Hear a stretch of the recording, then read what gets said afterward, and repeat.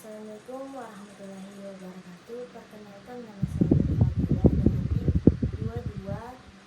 2208065041 dari Prodi Desain Komunikasi Visual kelas B, mata kuliah Sejarah Desain Grafis dengan dosen pengampu Bapak Dian Cahyadi, SSN MDS.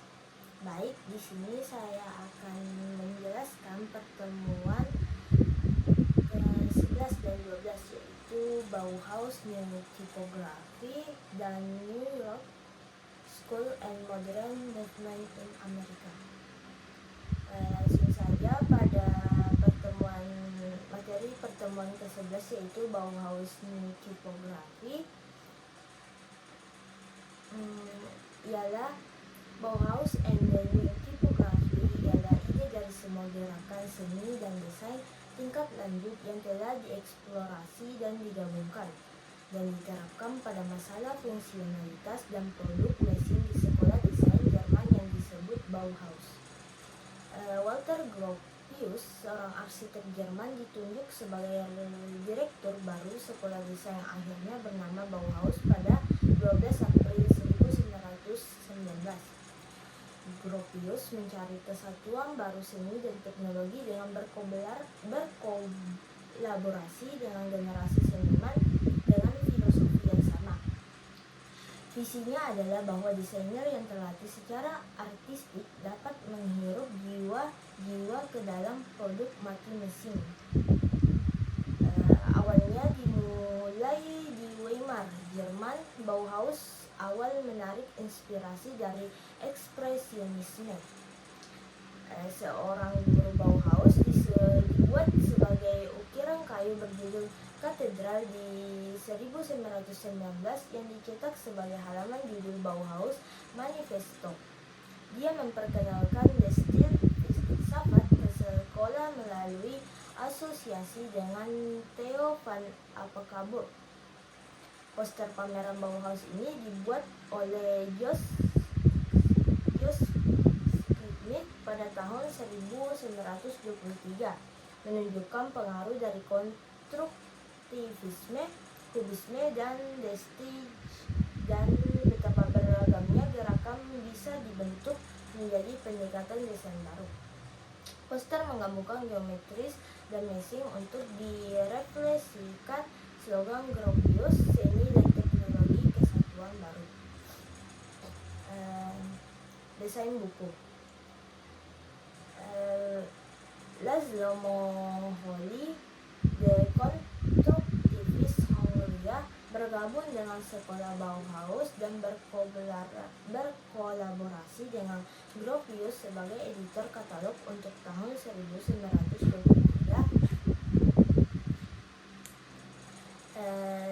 Herbert Bayer, seorang siswi di sekolah, dirancang sampul dengan lagi mendesain interior halaman.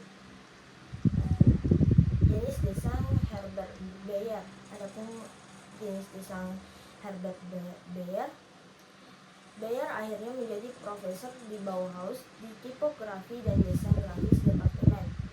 Font sans serif hampir digunakan eksklusif oleh Bayer, yang juga merancang tipe universal yang mengurangi alfabet menjadi jelas dan bentuk huruf sederhana. Bayer juga mendesain font bernama sepulang sekolah Bauhaus. Desain poster oleh Laszlo Moholy Nadir. Bentuk huruf, fotografi, dan elemen desain adalah terintegrasi ke dalam langsung dan terbantu komunikasi. Sudut pandang normal adalah digantikan oleh mata cacing, mata burung, sangat dekat ke atas dan miring sudut pandang. Posternya pada tahun 1923. Desain majalah oleh Laszlo Moholy Nadir menggambarkan tipografi sebagai alat komunikasi.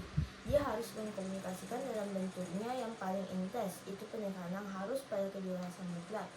Dalam desain grafis, dia menganjurkan penggunaan semua arah linear, bukan hanya horizontal. Nadir mendesain sampul ini ilustrasi untuk dipublikasikan.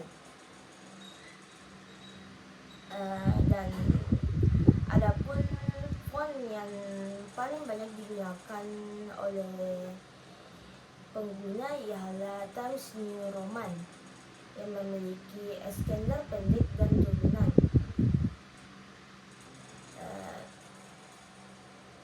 Selanjutnya, pertemuan ke-12 ialah New York School and Modern Movement in America.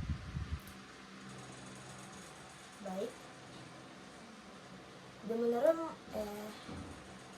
The New York School, desainer Eropa yang melarikan diri dari iklim politik berimigrasi ke Amerika Serikat dan menjadi pengaruh besar dalam desain Amerika Penggarakan. Desain Eropa cukup teoritis dan terstruktur, di mana desain Amerika bersifat pragmatis, intuitif, dan kurang formal pendekatan untuk mengatur ruang. New York adalah pusat gerakan pada tahun 1940-an.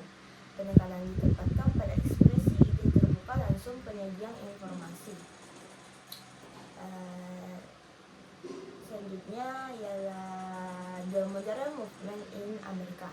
Desain Eropa modern tidak mampu menjadi pengaruh yang signifikan sampai dengan baik tahun 1930-an. Selama ini, desain grafis Amerika didominasi oleh ilustrasi tradisional. Sejumlah kecil tipografer Amerika sangat bersemangat setelahnya melihat sisipan tipografi dasar dan mengenali fungsionalitas dari ide-ide barunya. Setelah futur dan kabel tersedia di US, yang modern pergerakan desain dimulai.